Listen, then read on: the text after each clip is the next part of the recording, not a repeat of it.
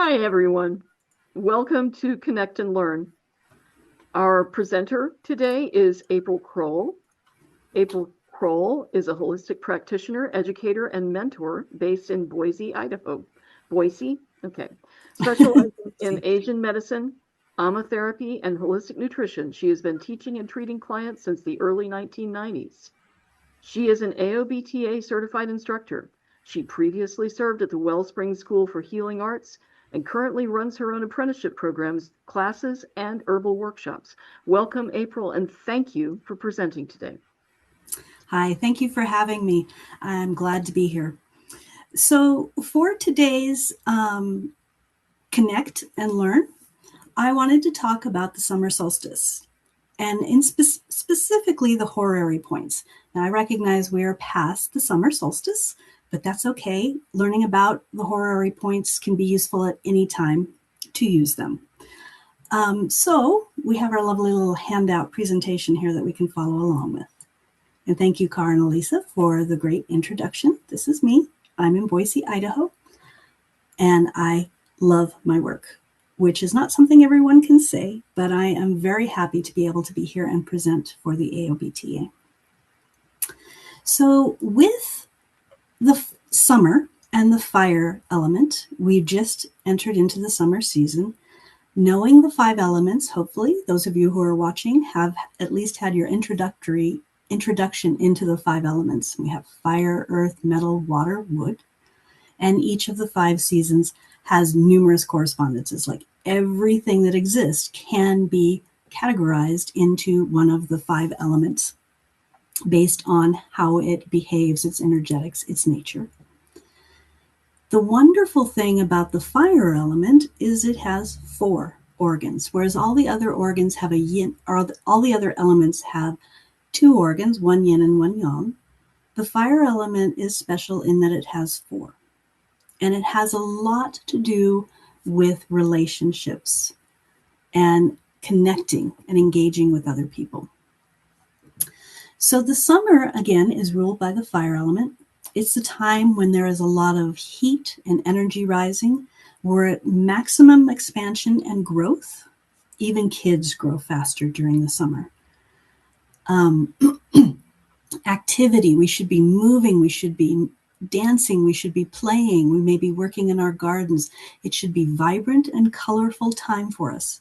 We may have a tendency to get overheated, which we might need to watch out for, especially as the world is getting a little bit hotter. I don't know if you've noticed that. Like it's 95 degrees here in Boise, and it's quite warm for what it should be. Just a little bit too warm. So with the cycles in the seasons, as we move around, noon on the summer solstice is the peak of yang. The very next day, a little bit more yin starts showing up. Even though the season itself, we're going to feel more heat coming in still, the days are getting a little bit shorter, just a glimmer of shorter. But that peak of noon on the summer solstice is a powerful time where we start to just switch a little bit. And its opposite will be midnight at the winter solstice in December, the 21st usually. So we are at a time of peak yang, maximum yang, and we can choose to use it and embrace it. I encourage my clients who are in a state of relative health. This is a great time to continue to build yang or to strengthen them and to tonify them before we get into the fall and winter months when they may have more problem getting their lungs strengthened or getting their bladder toned and so forth. It's easier to do some of the healing exercises and works during the summertime when people are a little less prone to as many colds and flus and viruses and invasions. That being said, if you have a person who is still fighting an external pathogen, a virus, ticks, Lyme disease, that type of stuff, you have to focus on doing that.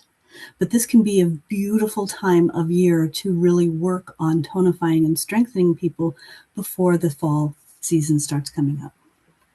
We should be expanding, we should be playing, we should be going outdoors, spending time with friends, enjoying vibrant food. And Here's our summer correspondences. Just as a refresher, if you're unfamiliar with them or you need a little reminder, the season of summer, or the season is summer that corresponds with fire. Our color is red. And if you look at me, I am a fire person. I'm fire element. You're going to hear laughter in the voice of the person that you're speaking to, or a distinct lack of laughter when they should be laughing. If there's a lot of heat and excess in the heart, they may laugh at inappropriate times. Oh, your cat just died? That's funny. So watch for laughter as an indicator if that person may have a fire constitutional type. We may not know which organ yet. The climate is heat, summer, it's hot. The state of growth is maximum growth. And the odor you're going to smell if you're doing scent analysis on people is scorched. Like the smell that you get when somebody's had dental work done or they've been doing some drilling or scorching in there. It's burning. The blood vessels are burning. They're getting hot. And the flavor is bitter. It's a huge dynamic category of flavors that we don't eat a whole plate of. Nobody's going to sit down and eat a whole plate of bitter greens very often, but you'll see a lot of florals and things like cucumber rinds and so forth. The bitter flavor helps cool heat out of the heart and out of the fire elements. And using a little bit of them regularly is going to be very beneficial this time of year. Once in a while, I have somebody who is overeating bitter, and I'm like, you got to cool that. You're eating too much of it. Then we have our yin organs and their time of day. Heart is 11 a.m. to 1 p.m., and pericardium is 7 to 9 p.m. Those are the yin organs. The yang organs, you have your small intestine from 1 to 3 p.m. and triple warmer from 9 to 11 p.m. And we're going to go into more detail on those in just a minute. The tissues are your blood vessels and blood itself. So any problems with blood vessels, or you're seeing petechiae breaking and so forth, or popping to the surface, we have heat, and we may be looking to need to treat the fire element.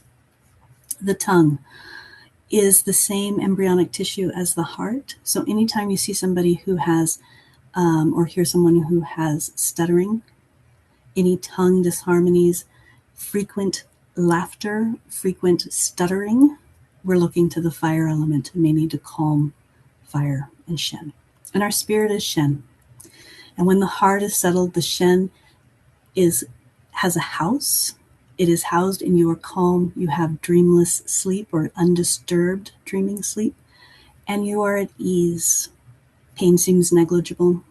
And we don't have a lot of the anxiety or nervousness or frenetic behavior that comes up when heat starts to agitate the heart mind.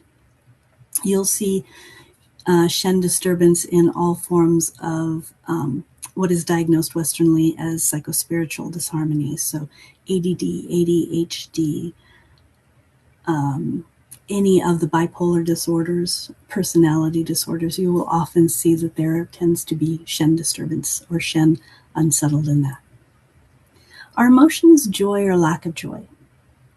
So too much joy will freeze open the heart chakra, and the person can have problems actually relating to the world by constantly being in a state of joy, and they can't appropriately respond when they may need to be in a time of, I have grief that I need to deal with here. Or somebody who never feels joy, we may need to be warming their heart. So the virtue of the fire element, it gives us the ability to have quality relationships with others, and it creates propriety, our ability to do the right thing at the right time, at the right moment, in the right way. And our vice is inappropriate relationships, and we have boundaries. And one of the easiest ways to identify fire imbalance in vice is look for a big V on the forehead. They tend to go to victimization. You did this to me. Or they relate to everything as a form of victimization. We're probably dealing with a fire pathology there.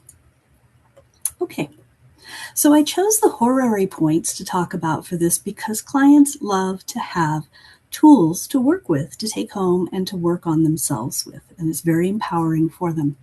So the horary points are the point on the channel that corresponds with that elemental point on that channel, so fire point on the fire channel, and at its particular time of day.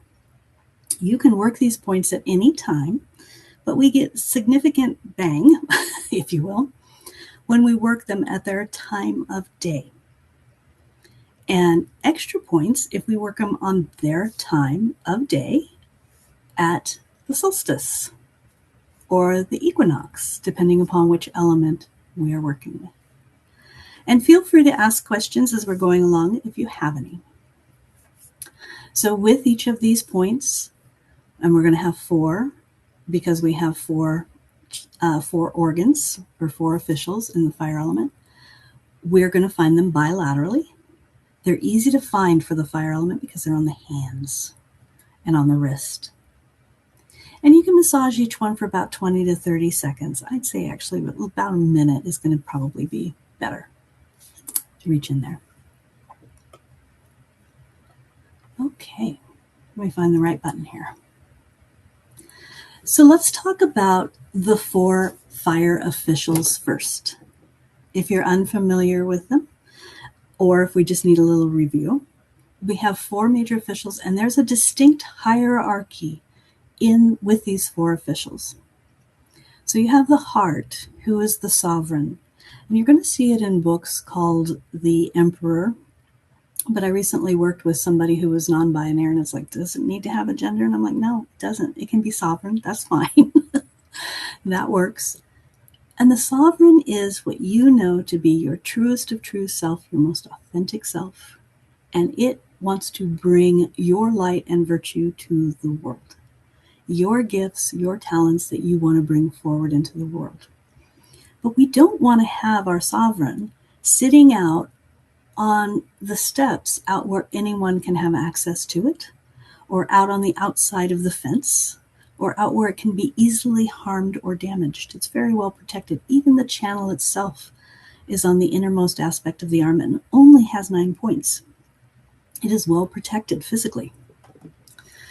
So the heart or the sovereign sitting in this throne room in the palace is saying, I want X. This is the desire I want to bring to the world. I want to paint. I want to draw. I want to build a beautiful website. Whatever it is you're wanting to do.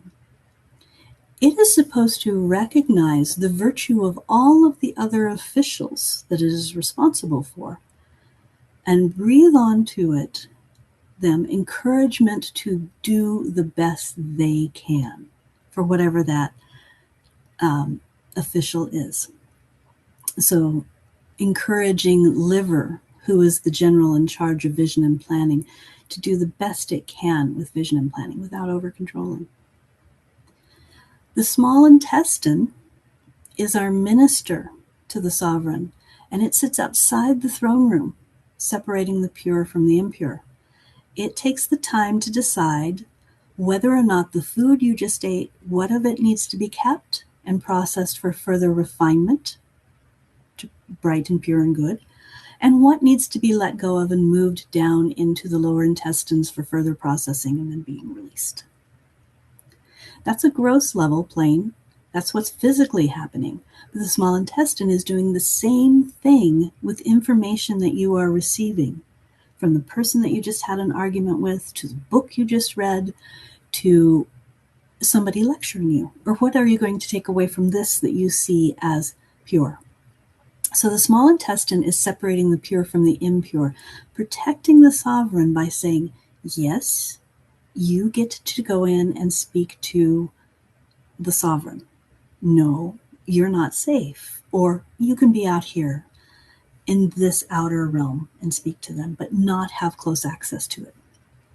So who gets in closest to the sovereign are often very dear, committed relationships, like a parent and a child. Sometimes husband and wife relationships, but indeed there are examples of husband and wife relationships where it's like, nope, those two are not very close. They have a working relationship, but they are not deeply entwined and interconnected. And letting the wrong person in can be a problem. The pericardium is the heart protector, but it is governing who is allowed in the village. Who do we allow to come near to us, but not all the way in? They don't get to spend intimate time with us, or they don't get to sit with us in very quiet spaces and know the deepest of our dreams. So these may be the people that you're like, yeah, I'm fine with having a class reunion and going and seeing some of these people, but these aren't people that I'm necessarily going to want to invite into my house or sit at the dining room table with them. And they're certainly not somebody who I want to have an intimate relationship with. And then the Sanjiao, the triple burner, is our Great Wall of China. And it has a lot to do with our endocrine system and it helps the lung and the Wei Qi keep out what we don't need in. So it does do a lot of work with keeping pernicious influences out. And if you have pernicious influences that have attacked like long COVID, Lyme disease, and so forth, that get half interior, half exterior stuck, we need to talk to triple burner because it's often involved in that guy. And a lot of wind stuff there. Anyway, I segue. Pardon me, coming back. So it decides who gets to get into the whole country. I don't really want to hang out with you, but I'm okay with you being around a little bit. But to hell no, I don't want you in my life anymore. I saw a lot of clients and friends and indeed family and so forth going through, especially during the pandemic or during very conflictual times, maybe it's politics or so forth, where they were moving people around in these different spaces because what they had thought of during times of contention, during times of ease, they were able to hang out with people at a different level. But when it started to get hot, when it started to become confrontational, and are we doing what we know to be the best of ourselves and engaging in the best possible way we can with someone? I don't actually think I align with this person anymore. I don't think I can work with them anymore. And we may have picked them up from being in the inner realm and moved them out into the village, or maybe even moved them away to, it's not safe for you to be around me anymore. So the fire elements have a lot to do with our ability to create healthy relationships and boundaries. So take a look at how you relate to each other. All right. I have a question. Absolutely. So, regional ileitis, Mm. which is a variant of Crohn's disease, Mm-hmm. can you talk a little bit about that and how that might manifest on a psychological level, or vice versa? Or am I asking too broad a question? No, not necessarily. I can give some guidance into taking a look at it. So when did it arrive? So secondary to Crohn's disease. So yes, it's a kind of a subdivision of Crohn's disease. Sometimes Mm-hmm. it shows up more in the large intestine, sometimes more in the small intestine. Right. Predominantly small intestine, and a section of the small intestine actually had to be removed. Okay. Ouch. So yeah. So one of the things I would be looking at is to see if there is a lot of latent wind pathology happening. Okay. And the formula you may want to take a look at is either one mind, Bancha Shizentong. Okay.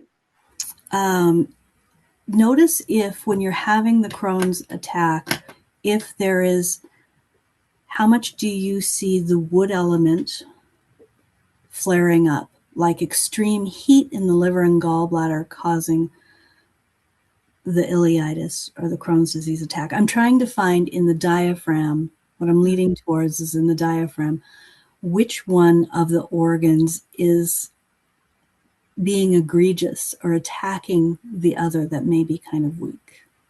So this person has a history of a birth defect in the respiratory diaphragm that Oh, okay. that had to be surgically corrected in order for them to actually live. Yes. Okay. So there's that, and I would not say that it's that the liver Okay. gives them so much trouble. I think it's the spleen and the stomach Okay. primarily. So So then, are you using any particular formulas that are regulating the center? Prosperous farmer, Zhang I mean, how much of it feels like it, or how much of it, without knowing pulses, it's very hard to kind of get into some of it. But I would take a look at the Bancha Shisen Tong and Prosperous Farmer. Okay. And then really take a look with ileitis. Everything is about balance in the earth element, is not getting too hot, not getting too cold, not too spicy. With the pungence and so forth, staying in the middle. Moderation. Moderation, the middle burner diet, not eating too much, not eating too little, not too much. And where they have food sensitivities, taking notes of those and seeing if it's like, okay, yeah, they are really susceptible to hot pungents. Garlic and ginger flare them up. But mint, a pungent itself, but on the very cool end, is very calming and sedating to them. Interesting. See where I'm going? Yes, I do. I do. So those are some ideas to start asking them or start talking about them. And then maybe if you have more on the pulse and so forth, then it could be, and the tongue, knowing what's going on in the tongue, then you can start honing in a little bit more and going, But ileitis stuff, and especially if they're constitutionally born with it, okay, stabilize the earth element. But if we need to clear a little bit first, do that. If there's if a virus or something like that has creeped in. Okay, that makes sense. As far as the tongue, I'm not nearly good enough at pulses to give you anything. Hara and tongue is what I was trained in. Okay. And so just I can tell you the tongue is damp. Nothing but damp. Nothing but damp with a little bit of heat in the heart. Okay. So then the first thing to do is to start to drain damp. And as damp starts to drain away, you will start to see other underlying things. But it could simply be a lot of deep dampness, quagmiriness. On my blog is dealing with damp. There's a whole blog on aprilcrowell.com on dampness. Awesome. But start with that. Don't tonify too much until you have dampness cleared away. Because if you tonify anything when you're fighting, you're going to tonify what it is and make it stronger. Do you know what I mean? Yes, I do. So if you start giving them lots of yin nourishing tonics because there's some yin deficiency, you may make them even damper. That being said, somebody who's yin deficient, I can give them nettles, which nourishes yin and regulates damp. So it can clear heat. See where that's going? Yes, I absolutely do. Thank you. Without making them boggy or quagmiry. So clear the bog. Let's see what we have after we clear some bog. Which fenugreek, okra, all of the squashes, all of the root vegetables, onions, but they may have to go very gently if they're sensitive to pungents. Okay. Okay. Thank you. Appreciate that. Absolutely. All right. Back to our fire horary points. Horary points. Apologies. So the nice thing about the horary points for the fire element is they're really easy to teach. Like I said, they're on the hands and the wrists, and clients love to have these to work with and work them yourself whenever you can. So first one, Heart 8, Xiaofu, Lesser Palace. Our time of day is 11 a.m. to 1 p.m. Now, another thing that is easy to help you with diagnosis or can be a very strong tool in assessing what's going on with a person. Do you have this problem at the same time every day? The client who is like, man, I am just wiped out at 1 o'clock in the afternoon. I power down. I'm just fatigued and exhausted. I need to be looking at strengthening heart yang, and maybe working those points and making recommendations for them to do less activity at that time. Or maybe they're doing different activities that are tonifying the heart. But take a look at your cycle of tides and pay attention to, that's the circadian rhythm, the 2-hour cycle where chi is moving from one channel to the next, lung, colon, stomach, spleen. If there's a time of day where that pathology for them or for you always pops up, start focusing some treatment during that time of day if you can. And I've had clients say, hey, I wake up at 3 o'clock in the morning with the liver lung stuff every morning. I am not going to treat them at 3 a.m., but I can tell them what they can do when they wake up. Okay, so back to Heart 8. Put your pinky and your fourth digit, and where they meet on the crease, just below the at the palmar crease where the pinky and the finger touches, that's heart 8. That's it right there. This is so good at calming Shen, soothes anxiety. I'm using my thumb and I'm going just at a slight angle over towards the pinky. Woo-hoo. Okay. Nervousness, dream disturbed sleep, stuttering, all those types of things. Calms a sense of urgency and a repressed or unfilled desire. So this is a very good one for the people who are like, I've never gotten what I wanted. I'm still not getting what I want. And you can work these while you're flying on the plane. And it will clear heat or will spark fire in the heart if we need to get them kind of revved up and going. So if you've seen somebody who's very, very cold, their tongue is blue, and they just seem to have no zeal for life, they just have no spark or heat, then we may be working this point regularly. Of course, these points are appropriate if you have Western physical pathologies around the heart, high blood pressure, palpitations, arrhythmias. Okay. So let's get a little fire and spark and drive and volition, or cool excess, which could be harmful. Small intestine 5, yang gu, yang belly. So 1 to 3 p.m., I have a client who is, they power down. 2 o'clock, cool, they are wiped out. For now, it is appropriate for them to both work the point as well as take a nap during this time and not eat a heavy meal. They take a bigger breakfast and they keep lunch very light and simple, simply because the small intestine is struggling, is very qi deficient at that time. So it's on the ulnar side of the wrist, between the styloid process of the ulna and the triquetral bone. Boy, I'm stuttering on my words today. Like I said, I am fire. Okay. Regulates the small intestine, tonifies or sedates as needed. All of these are going to be regulators. Strengthens the small intestine's functions of separating the pure from the impure. And it clears heat and wind. So why am I talking about wind with small intestine? Well, when you look at the 6 jiao, which is the taking of the yin-yang symbol, dividing it into the 6 quadrants, and in each one there is 2 organ systems. In the Xiao-yang cycle, you have gallbladder and small intestine. I'm sorry, I jumped to triple burner. But small intestine is vulnerable to wind and heat. All of these are vulnerable to heat, but a couple of them also drag in the dang wind. We'll get to the Xiao-yang cycle when we're talking about triple burner in a moment. So this clears heat in the brain, dizziness, mania, incoherent speech, stuttering. Excellent for fevers and chills and mumps, toothaches, and viruses. Yep. Any questions on that so far? Good. Now we have pericardium 8. That's Laogang. Now, if you're a body worker, you're probably using Laogang a lot. And you're touching Laogang whenever you shake hands.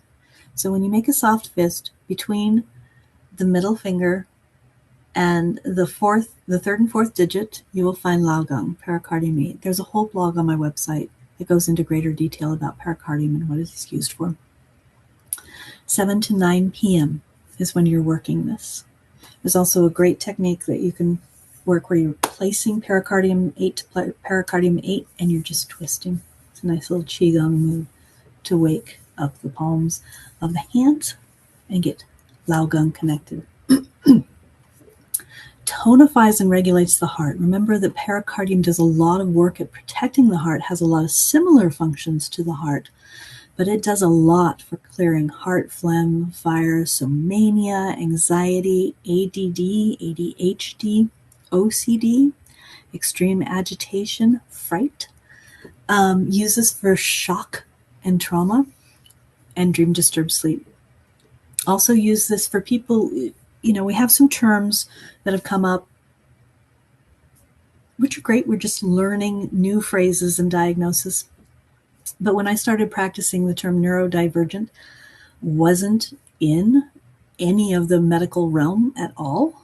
Neurodivergent in Chinese medicine terms, we're usually looking at some fire pattern, some Shen pattern. Whether it's heat and excess or deficiency or phlegm, kind of depends upon the person and how they present. So with any of these patterns, ADD, ADHD, neurodivergency, OCD, mania, any Western diagnosis gets you into the category of understanding how they're being diagnosed, but it is not an Asian medicine assessment or diagnosis. Because you can have two people who come in with high blood pressure on the same high blood pressure medication, but one presents with extreme liver yang rising and heart fire. Tongue is red, eyes are red, ears are ringing, everything is red, hot, hot, hot. They need to be cooled and calmed. And the other person, same medicine, same Western diagnosis, blue tongue, quiet, calm, heavy, cold, heart yang deficiency. Two very different patterns in Chinese medicine terms. Back to pericardium 8. So we use this with wind stroke. We use this with Shen disturbances, clearing the mind. And people who swing from excessive joy, you see them one day and they're so happy. And then the next day, they are so depressed and distraught. That is a fire swing personality. And then suddenly they're cold and apathetic. This is one of the things that fire out of balance will do when they get very frustrated with a person or they feel injured. And again, that victimization can come up, is they will withdraw connection from others, which sometimes can be appropriate. They need to protect themselves and they need to be helpful. Or sometimes it can be a manipulation tool, which can be damaging to the relationship. So watch for that. Pericardium 8 helps redirect rebellious qi down. So rebellious qi is everything from having acid reflux, heartburn, to I have a singer who has some stuff that goes on in her throat. When she gets too wound up and wrapped up, she gets a burning sensation in her throat going on, and that's just rebellious qi. Also coughing, light coughing. So if the direction of the organ's qi, stomach, is supposed to go down and it's coming up and they're getting all these acid verps and vomits and herbs, we need to chill it down. Lungs may be causing rebellious qi in the lungs, and we're getting a little bit of coughing. To liver needing to have the qi moved down. Or pardon me, gallbladder needing the qi moved down in it. And this is a fantastic point when there is way too much heat from an exterior invasion, like all of France is having right now. I don't know if you've seen some of the newsreels on France is just roasting at the moment. There's just too much heat going around. And so that is going to invade and affect the body. And you're going to start just being overheating, to getting agitated, angry, frustrated, heat stroke. Summer heat invasion could be a little bit of heat strain. I'm feeling a little overwhelmed. I'm feeling a little hot to tired, to full-blown heat exhaustion. Heat stroke. The body starts having problems regulating the heat. Lao Gong can be very helpful in dealing with that and helpful with dealing with any heat in the whole diaphragm. So the organs of the diaphragm, liver, gallbladder, spleen, pancreas, stomach, all of those could be being affected by excess heat. And the wall, which is the diaphragm, is just sitting there cooking and creating a nice little boiling cook pot, and everything's coming back up. Headaches, heat headaches, common. Lao Gong is good for heat headaches. And then we have San Jiao 6, Fei Hu, flying tiger. So our horary point for this one, or the time of day, is 9 to 11 p.m. Beautiful point to work before you go to bed, or in an evening meditation, that type of thing. And it is 3 sun, proximal to San Jiao 4, between the ulna and the radius. So, think right about there. We're going to regulate the San Jiao with this and its ability to balance the interior and the exterior. Now, I use San Jiao a lot for things that are like the post-viral syndromes, long COVID, Epstein-Barr, mono. This is a wonderful one for menopause as well, because this is thermostat. Sanjiao does a lot to regulate the body temperature. And when women start to go into perimenopause and menopause, it's all over the place. Sanjiao is also involved in the endocrine system and regulating hormones. And as women's hormones are fluctuating and all over the place again somewhat, regulating the Sanjiao can help curb some of that. We use it for fire, heat, eczema, wind, cold, and phlegm. So think of it as the Wei Qi is from the lungs and is creating an exterior barrier, your immune system. Sanjiao is right there backing it up and helping support it and helping to keep the exterior invasions from coming without, while it is helping to regulate between the upper burner, the middle burner, and the lower burner. And so it's moving water pathways, and it is moving the endocrine system, and it can easily get overwhelmed and bogged down by too much heat, too much wind, too much phlegm and damp. So look at this one for febrile diseases, whether that is malaria or herpes falls into this category, and tidal fevers. And again, there's a lot of stuff in perimenopause that looks a lot like exterior or post-viral syndrome patterns. Tidal fevers, hot, cold, tired, lots of energy. Those type of imbalances where the whole system is deregulated can be benefited by Sanjiao, even without knowing whether or not I'm fighting off a fever for this person or she's just dealing with hot flashes. I shouldn't say just dealing with hot flashes because they're a roller coaster ride.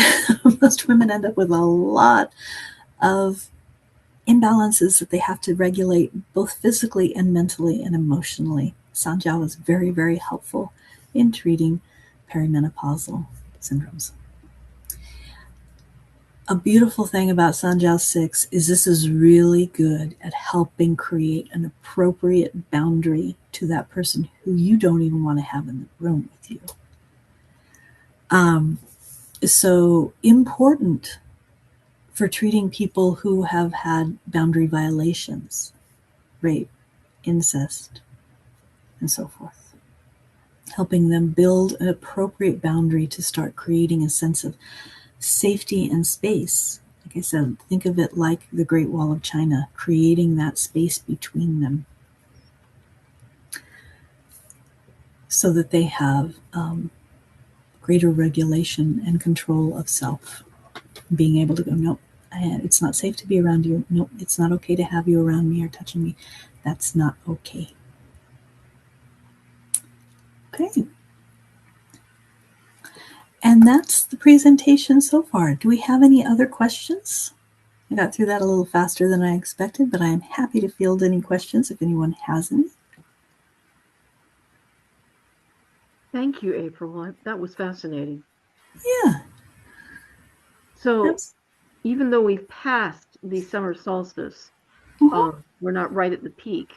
We talked about how there's still summer solstice nests around the summer solstice. Yeah, it's still, so at summer solstice, so noon on the, what was it, the 21st or was it the 22nd this year? I don't remember. I can look. Yeah, it's fine. We've reached that point where, the 21st, thank you, Gloria. We've reached the point where we've hit maximum yang. So when you're looking at the yin yang symbol, we hit maximum peak yang. But that momentum, that move of heat still coming in is coming in for the next few months. And we'll see it as, the days are still getting hot, but the light is getting a little bit less. It's not quite as bright at 5 a.m. as it was 2 days ago even, right? And we can still grab this momentum. Summer is a fantastic time to work with tonifying and strengthening people who are more vulnerable to seasonal swings or to invasion from colds and flus and viruses, right? It's harder to treat some of those during the fall and winter. We'll come into late summer here soon, which is a great time for stabilizing and regulating. Yes, yin is starting to rise. And so again, here we are coming into a very hot season, and it's going to get hotter. I don't know about you guys, but Idaho, we're going to feel the peak of our heat in July and August. And I need to take time with my clients and with myself and with the garden, all of it, to make sure that as that fire and heat has been growing and continuing to heat and dry things up, that adequate yin is starting to be brought back in to help cool people down. So you're getting over to the river a little bit more, or you're eating more foods that are very yin nourishing and cooling. Things like your cucumbers, using aloe. So if you have somebody who's really, really raging hot, you have your refrigerant foods. These are foods that cool you down. We don't care why you got hot, whether that is a fever or, we're going to bake here too. We're going to bake. We don't care whether it is hot flashes, which if you have a person who already has tidal fevers or already has a heat pattern, they will be more susceptible and more destabilized to heat during hotter days. So we try and do things like, please don't go out and do gardening during the heat of the day. Just pragmatic things, covering up appropriately. And taking advantage of bringing in a little bit more yin and keeping themselves a little bit cooler. Purslane. Anybody ever eaten purslane? It's a weed in the garden. I Grows. have just pulled some up recently, actually. It is a beautiful weed. I know I have to control my mom and tell her to not pull it up because I eat it. It's delicious with like watermelon and a little bit of salt and purslane, a little bit of feta is very, very yin nourishing. So cooling and moving heat out of the body doesn't matter why heat got in there. You add a little salt to that, which is the mineral and the flavor of the water element, and it helps cool things down even more and allows the body to hold and absorb water better. Some people, as they get hotter, they have problems with regulating their water, and they start getting edema and bloating and heaviness, swelling up due to the summer heat. Triple burner, call into action triple burner to help move that. Call into action a little bit of the sour and bitter flavor, yes, in cucumber water, to start moving that and help regulate it. So we have to start, as the heat rises in the world around us and in our body, we need to start making sure that we're getting adequate water and regulating it adequately to help cool and quell fire when it's out of control.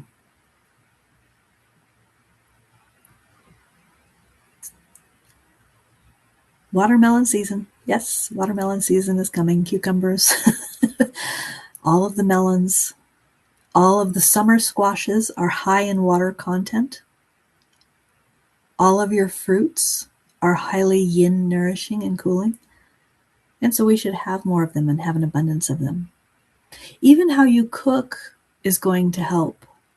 So a person who is very, very hot and fiery, I don't want them to do a whole lot of roasting or dried or jerkied foods because they're already jerkied. Right? I had a client who was very thin, very yin.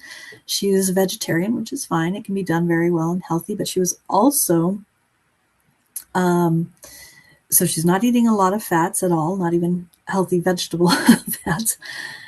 She was sitting in a hot sauna and she was working outside and teaching outside, and she just continued to get drier and drier and drier. And she was eating mostly dehydrated or dried or roasted foods. I'm like, nope.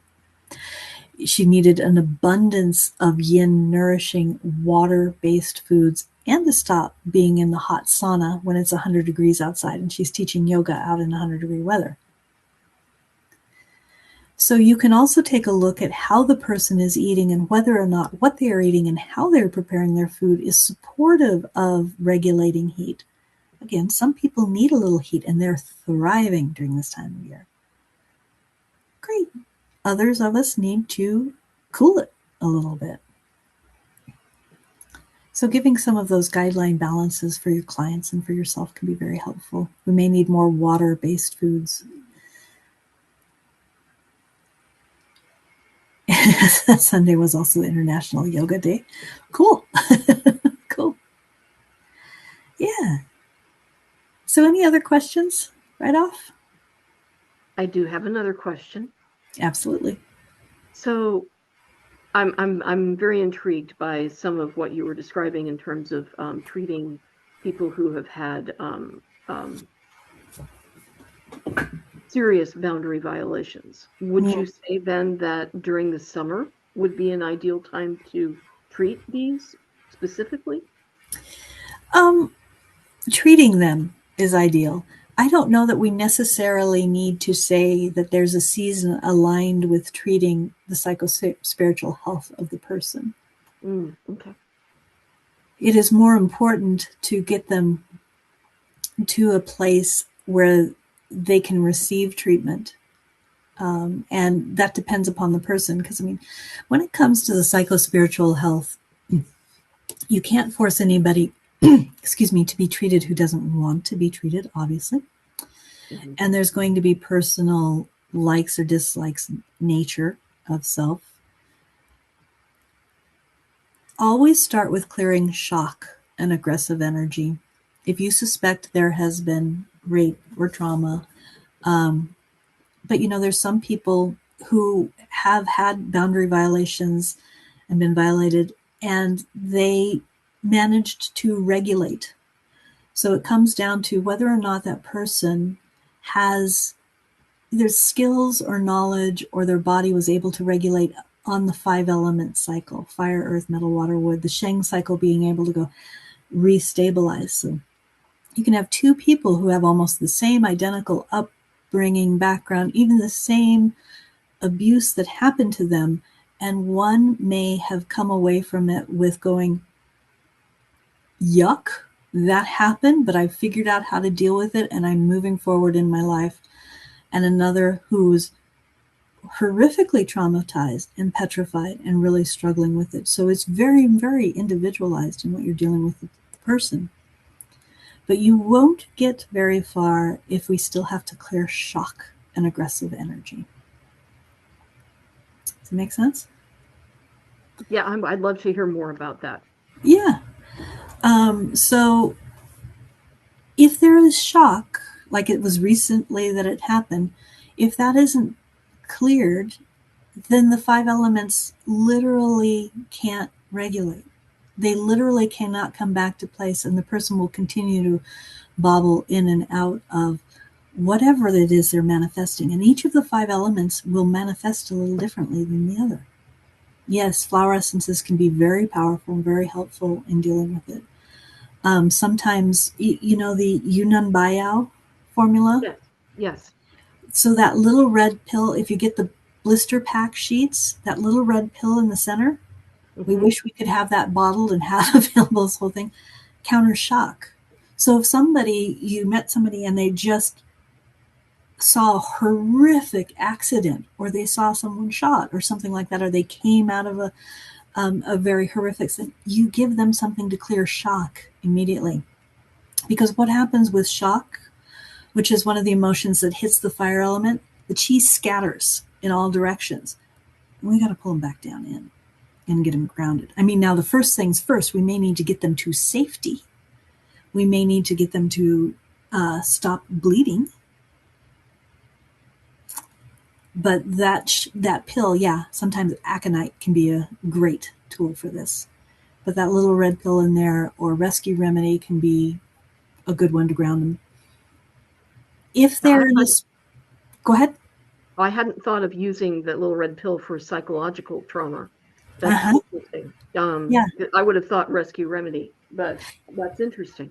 Yeah, so that pill can be used for shock, and then you have them take like one of the actual Yunnan Bayao capsules for like 6 days, and they're taking it as a psychospiritual dose to regulate blood. so that the blood can start housing the heart mind, the Shen, again properly. Thank you. Yeah, another one is Swan Zaran or An Mian Pian. Sheng Mai San, especially if they have an irregular heart rate. They have an arrhythmia. Sheng Mai San. This is of particular interest to me because I do outreach to the domestic violence community. Mm-hmm. So Yeah. that's one of the reasons why I'm really hanging on what you're saying. Yeah.